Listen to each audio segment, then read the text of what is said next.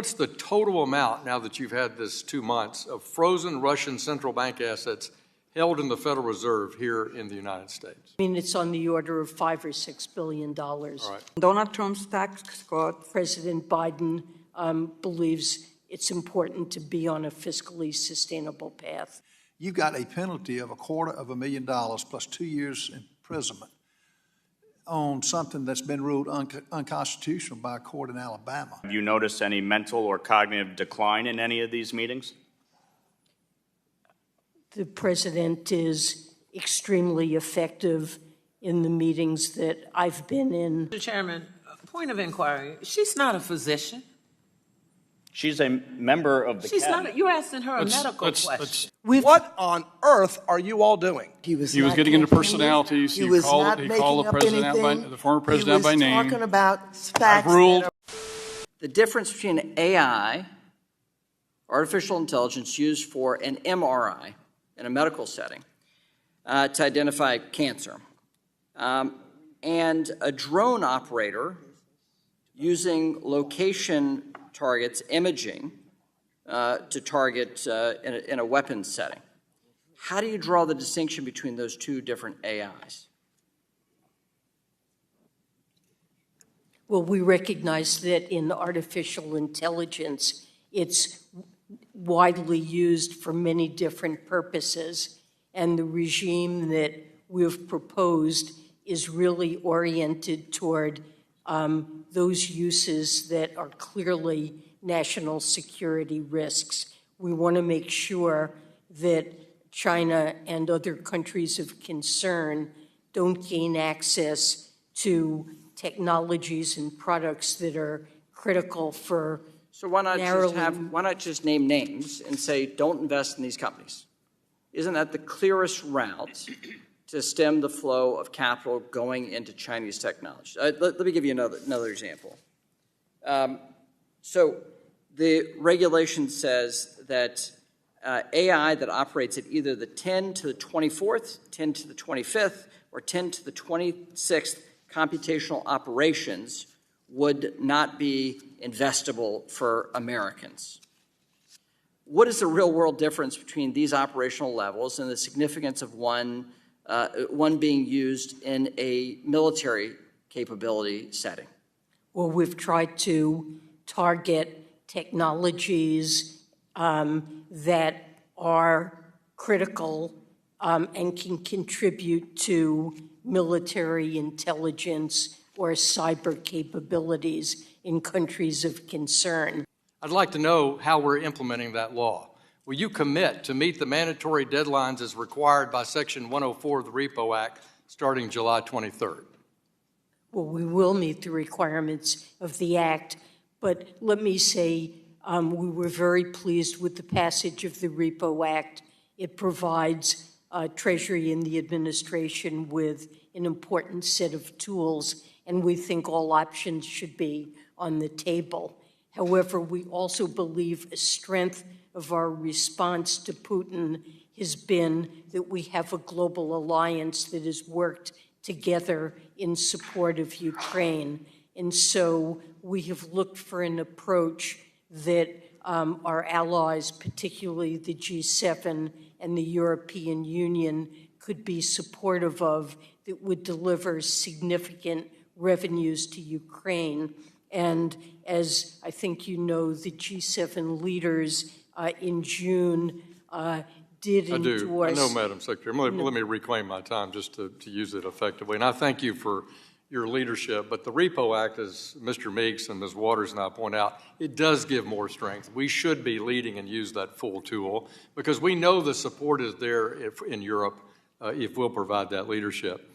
What's the total amount, now that you've had this 2 months, of frozen Russian central bank assets held in the Federal Reserve here in the United States? It's a relatively small amount. I understand that. Could you give us the amount, please, ma'am? I mean, it's on the order of $5 or $6 billion. All right. And so it's not, most of the assets are held in Europe. I understand where the assets are held. Thank you.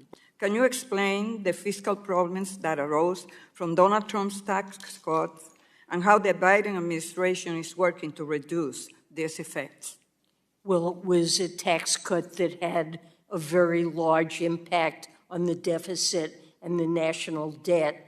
So it was costly, it was regressive, it did not pay for itself, and in a way, it concealed its true cost by including delayed raises, phase-outs, and sunsets, some of which Congress will have to deal with next year. We did not see an investment boom that was promised by the act, and President Biden believes it's important to be on a fiscally sustainable path. How's your office going about educating the 32.6 million businesses that have never heard of FinCEN?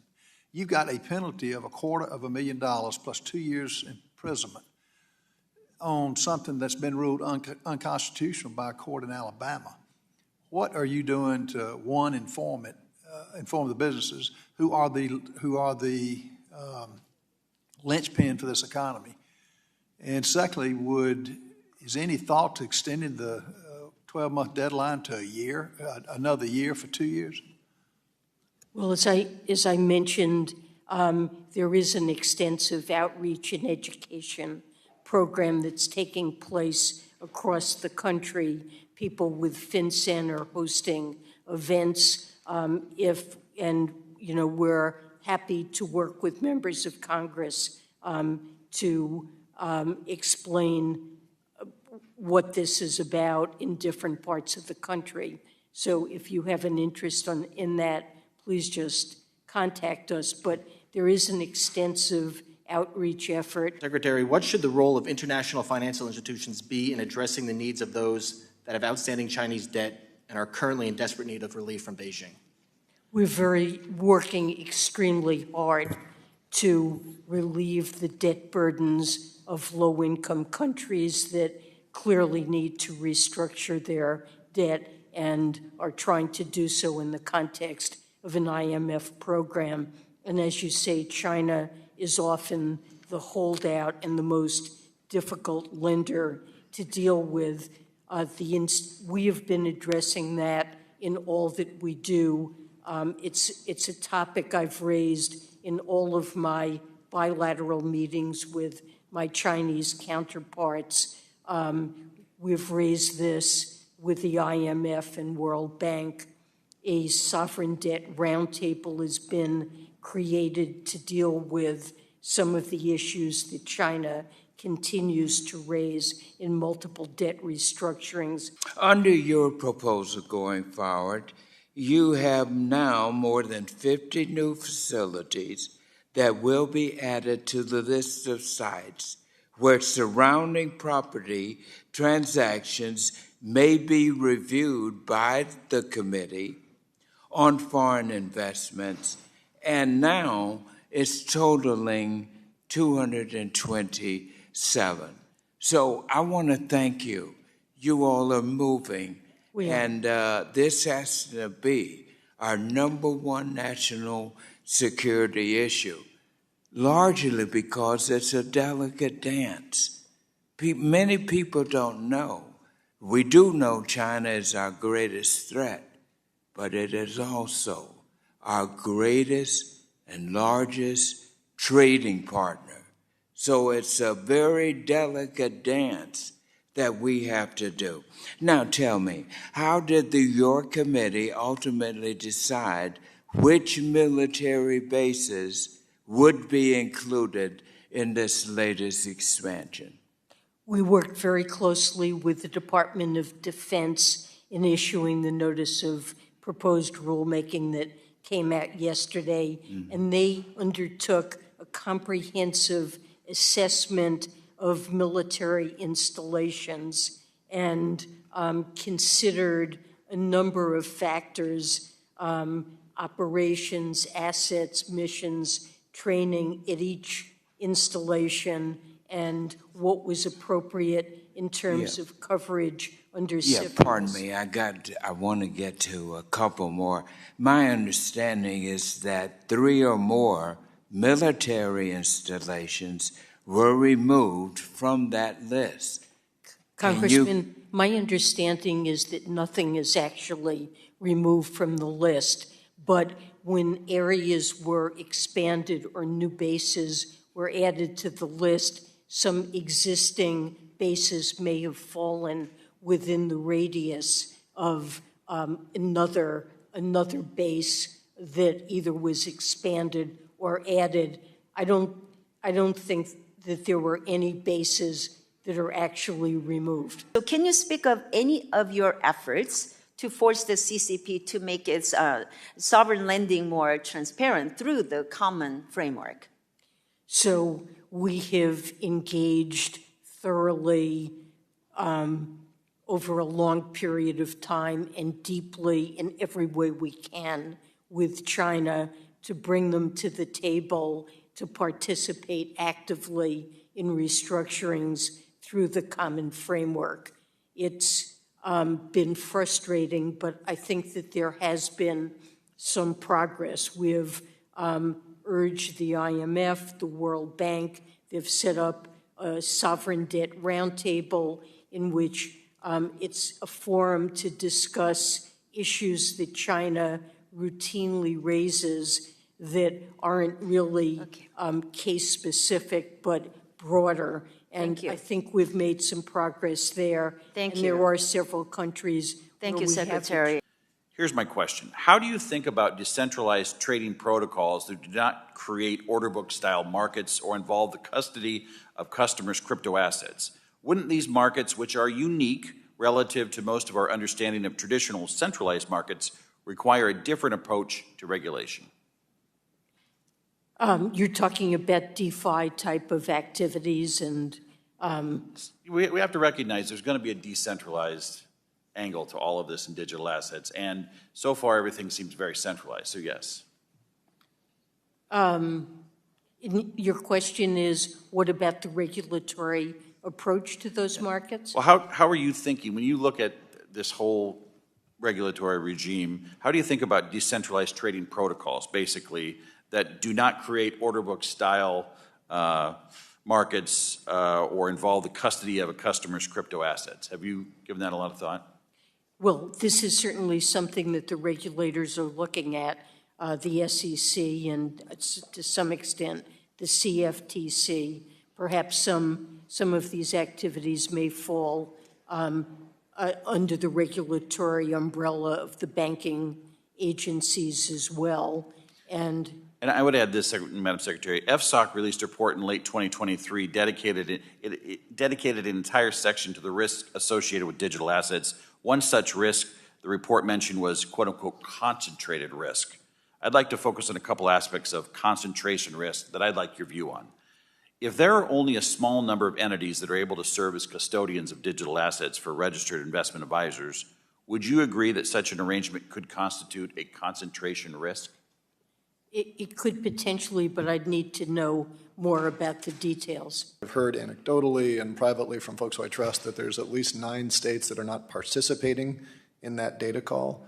And without getting, and those states tend to be ones that are most exposed to climate risk. So I guess what I'm wondering, my first question is, are you aware of those data gaps in the FIO data call? And what can FIO do to fill in those gaps to make sure we get a robust picture of where the financial risks are?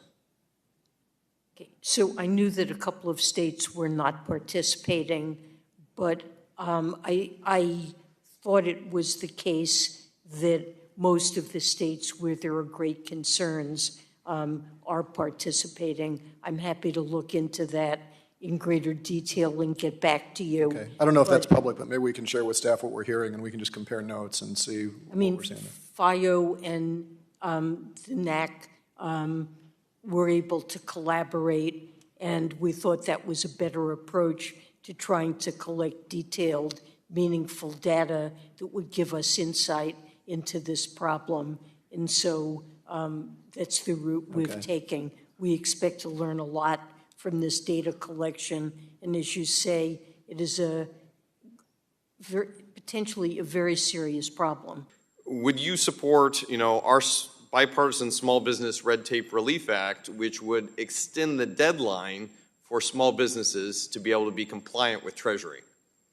Well, FinCEN has 2.7 million reports so far, and they are engaging in a very extensive outreach and education effort, and it's their judgment that it's not necessary to extend the deadline. Madam Secretary, I appreciate that. Let me share with you what was delivered directly to Ms. Gacke. The very fact that we have only alerted 2 million over more than 30 million is harmful. If they fail to meet it in the next 6 months, it will be $500 a day to small businesses. We're not going after the bad guys. We're going after small businesses in Iowa. I would ask you, as the Treasury, extend this deadline and work on a bipartisan level with us to make sure that our small businesses are taken care of. I hope you hear me on that. Well, look, we're not trying to go after small businesses that do the best to meet their responsibilities. Most of them don't know what their responsibilities are because they've not been informed by FinCEN at this point. So the CTA penalizes willful violations of the law, and we're not looking to take some sort of gotcha enforcement actions against small businesses. I certainly hope that's the case, because my folks back home see a $500 fine per day as a pretty not only gotcha, but as a very painful impact. Secretary Yellen, the average price of childcare in this country is now higher than the average cost of rent. In my home state of New Jersey, the average family pays more than $440 a week in childcare costs. What forms of tax relief are available for hardworking families struggling with these high costs, and what is the Biden administration doing to combat the effects of these rising costs, please? Well, we certainly have proposed extending the child tax credit, which was immensely helpful, and we're supportive of the legislation that has gone through the House, would urge action in the Senate that would extend the child child tax credit along with other provisions. Madam Secretary, when was the last time you met with President Biden in person? I meet with President Biden over a wide range of issues, the economy, China, when was the last Russia. time you met with him in person? I'm not going to comment on my meetings with the president. Those are private. Well, as a cabinet secretary, have you noticed any mental or cognitive decline in any of these meetings? The president is extremely effective in the meetings that I've been in with him. That includes many international meetings that are multi-hour, like his meetings with President Xi. I've met with him with other leaders who are in. So are you testifying that you have not seen any mental or cognitive decline? Mr. Chairman, point of inquiry. She's not a physician. She's a member of the cabinet. You're asking her a medical question. Let's keep the comments to the subject. It's not a medical question. It's her interpretation as a member of the cabinet. I'm just asking what your testimony is. Mr. Chairman, I move to have those words taken down. She is not a physician. Will people please not go between the witness and the committee? Okay. Mr. Lawler, she's answered the question. Let's move on. You're recognized for the balance of your time. Thank you, Mr. Chairman. Madam Secretary, have there been any discussions among cabinet secretaries about invoking the 25th Amendment? No. Can you explain to our residents what the special drawing rights are at the IMF? Special drawing rights are essentially a system in which countries agree to provide lines. The way I think of it is providing countries with additional lines of credit that are in proportion to their quotas at the IMF. And I love telling my residents that it actually it would provide immediate relief to countries across the globe while costing the U.S. payer nothing, absolutely nothing. Is that correct? Does it cost our U.S. taxpayer any money?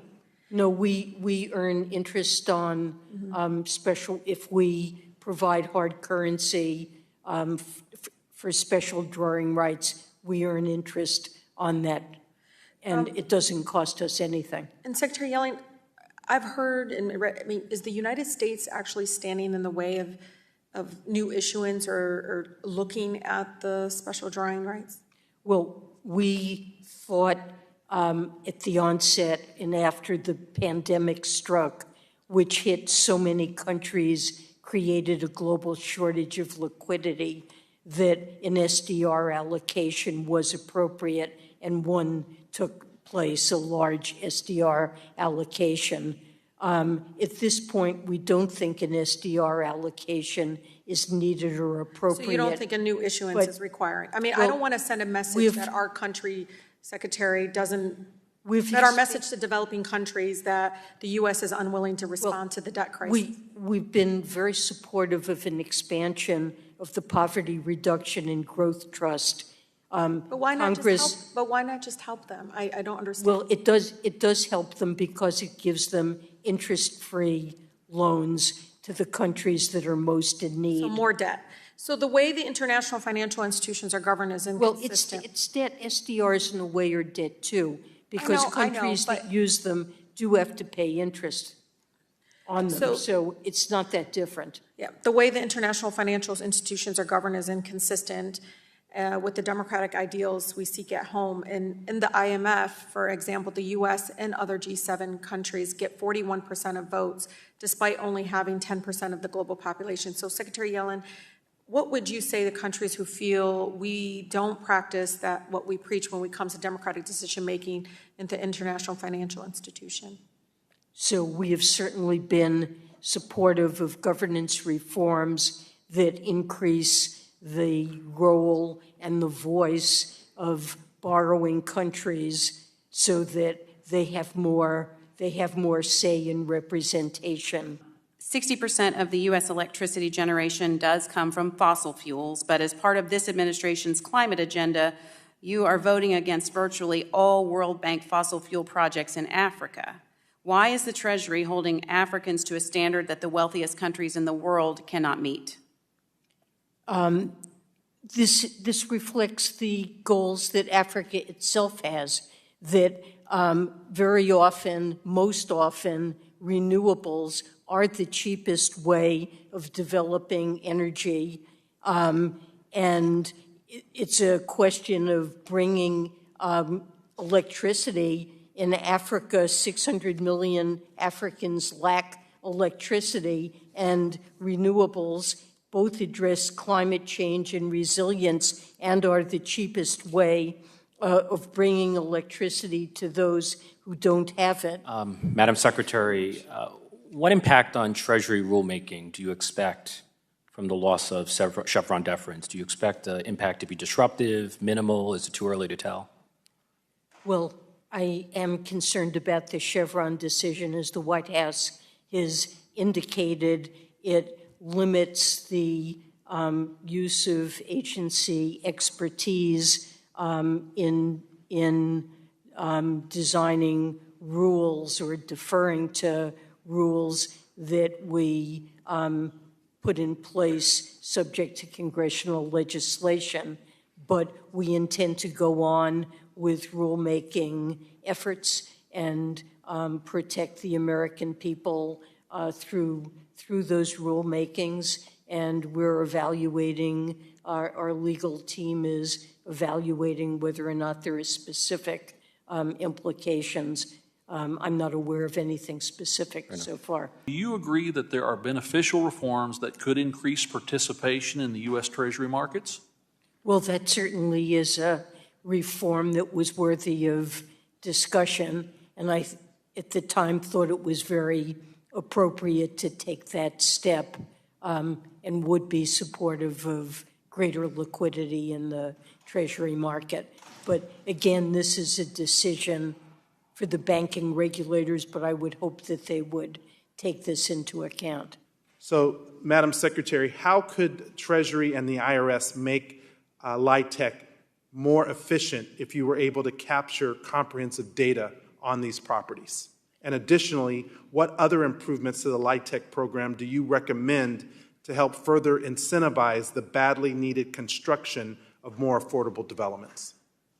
Well, Treasury certainly supports efforts to improve transparency and accountability that are consistent with legal requirements.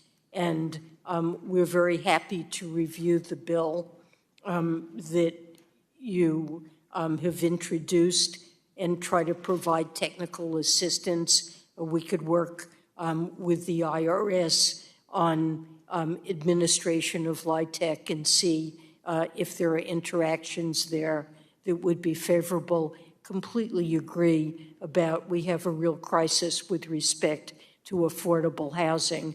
I would say generally Treasury is trying to think of how it can use every single tool at our disposal to improve supply of affordable housing. The question is, you sanctioned the leadership of Russia, but you haven't sanctioned the leadership of China. Why? That's the basic question. This is a basic foreign policy issue that well, sanctions fall under your jurisdiction, so the administration and you working together have not felt that this is important yet.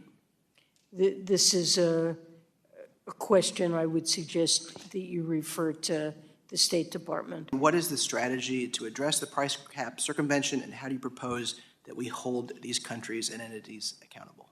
Well, so as you said, at first we had a very big impact on Russian revenues, and then to circumvent the price cap, they invested very heavily in a shadow fleet of vessels and insurance coverage so they would free themselves of dependence on Western services, including shipping. Now that's expensive, and they have really diverted a lot of resources from other uses in order to build that fleet. Then we took the step this past year of sanctioning some of the ships, the SOVCOM float ships that are involved in this trade.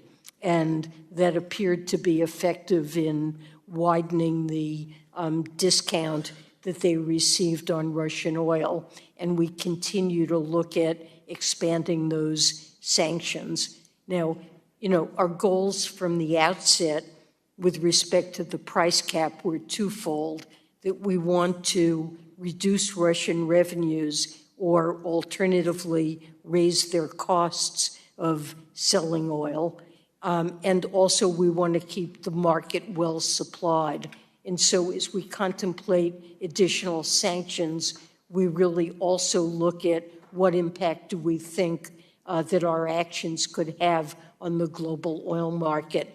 If our sanctions raised global oil prices significantly, that would be a negative not only to American drivers, but also to countries around the world that are dependent on foreign oil. And so we want to be careful about doing it, but we continue to look at additional sanctions. Frankly, what I'd like to know is, what would you have to say to my constituents, and what am I supposed to tell these folks, many who have fled the civil war in Burma, the genocide that's happening, the continued bombings that are happening for their family members that are still in these horrific conditions? Well, we absolutely are committed to denying the Burmese military sources of funding that they are using to suppress. So why would you leave them off? Why would you leave them off that particular list? We did announce sanctions relative to Mogi, and we issued a directive that prohibits U.S. persons from providing financial services to Mogi for its benefit. I understand. But again, you left them off a list that would have toughened those up. And frankly, in response to that last week, along with my colleagues from this committee, Mrs. Wagner and Mr. Sherman, we introduced a bipartisan Brave Burma Act, which requires the president to determine on an annual basis whether to impose stronger blocking sanctions on Mogi, on the Myanmar Economic Bank, and foreign persons operating in the jet fuel sector of the Burmese economy. That's where those bombings are coming from, and jet fuel is a critical piece to the junta continuing the genocide that's there. What are we doing, and what cooperation do we have from Mexico? I think that should be a clear area of concern. I just see it very unregulated. So, I mean, we've certainly been focused on Mexican drug cartels and have been cracking down on them with Mexico's cooperation. With respect to remittances, many of them occur through money service businesses. And those businesses are subject to the Bank Secrecy Act, AML, CFT, compliance regime. There's been a spike in these resources coming into Mexico, and it's just a concern being on the border and seeing all the activity and the growth of the Mexican cartels on the other side of the border is really worrisome, and I think we should pay closer attention to this. Secretary Yellen, who is running the show in the administration? Those who want to be tough on our adversaries like Russia and Iran, or those who want to ensure that global oil flows keep gas prices stable ahead of the election? It's a very good question. I think the article is frankly very misleading because the NEC and Treasury are really on the same page.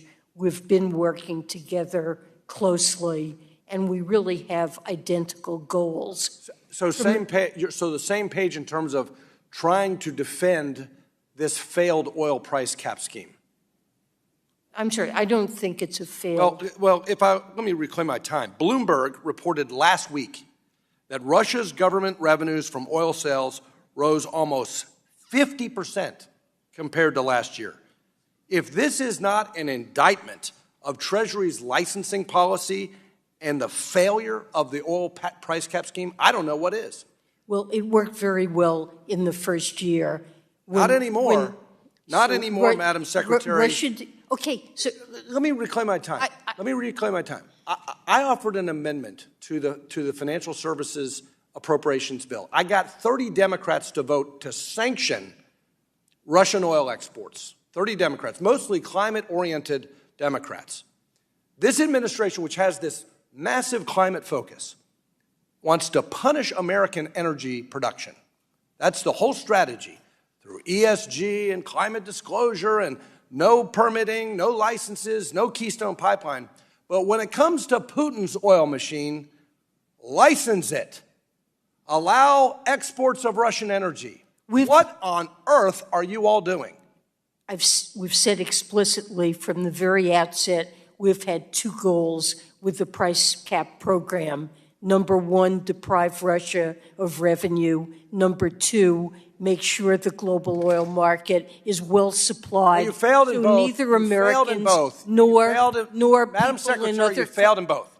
Because you are waging a war against American energy, but you're green-lighting Russian energy, you're weak on Russia.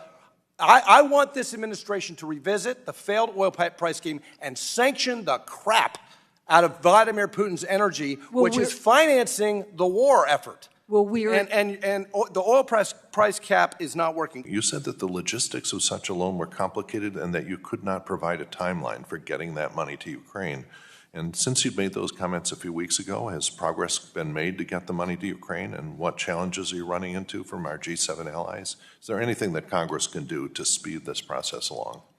Well, thank you for that. The leaders in the G7 asked that we be ready by the end of the year to transfer $50 million, so $1 billion.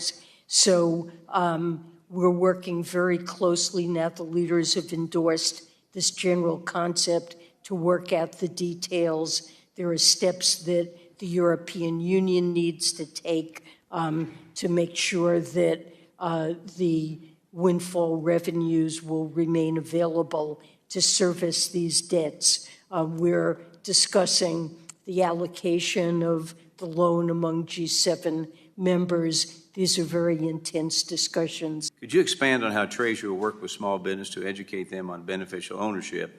And is there any possibility for Treasury to provide more time for small businesses to come in compliance? That's important. So at this point, we're engaged. FinCEN is in a very broad outreach effort. It's received 2.7 million filings already. The filing and requirements are easy to do, and FinCEN believes that the time frame is adequate. The companies in existence before this year have until January 1 to file, but that's their current view if things don't go according to plan.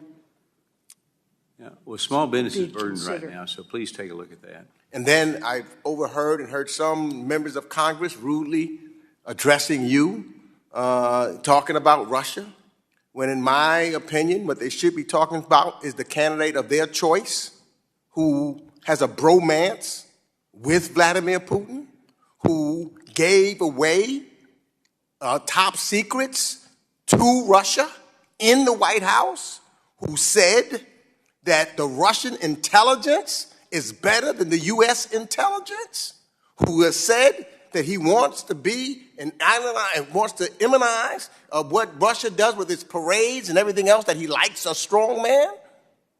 So they shouldn't be talking to you or worried about you and your policy.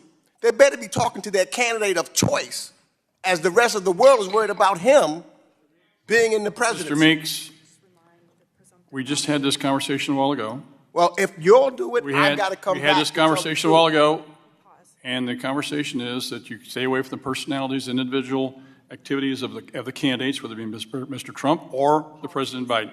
So therefore, direct your comments to the Secretary with the issues of the day. Now you're going into the personalities, sir. That's not going to. I'm talking. We've already facts. gone down this road. We've already gone down this road today. It's going to stop. Go back to questions with regards to other issues that you think are important. Mr. Chairman. Yes. The gentleman from New York was speaking about facts. He was getting into personalities. He called the president the former president by name. He was talking about facts. I've ruled how this is going to go. Okay, Mr. Meeks, you're recognized for the balance of your time to address issues that are important to this committee with regards to the Secretary's responsibilities for today. I love talking about facts here, Madam Secretary, and the record will reflect that. That hearing's adjourned.